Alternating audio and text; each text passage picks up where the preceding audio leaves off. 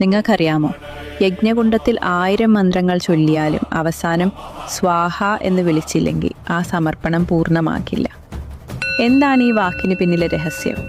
അതിപുരാതനമായ കഥയാണിത്. ദക്ഷപുത്രിയായ സ്വാഹാദേവിക്ക് അഗ്നിദേവനോട് തീവ്രമായ അനുരാഗമായിരുന്നു.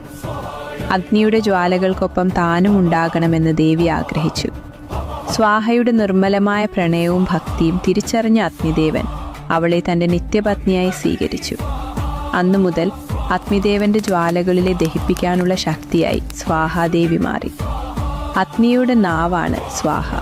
അതുകൊണ്ടാണ് യജ്ഞശാലകളിൽ മുനിമാർ ഓരോ തവണ ഹവിസ് അർപ്പിക്കുമ്പോഴും സ്വാഹ എന്ന് വിളിക്കുന്നത്.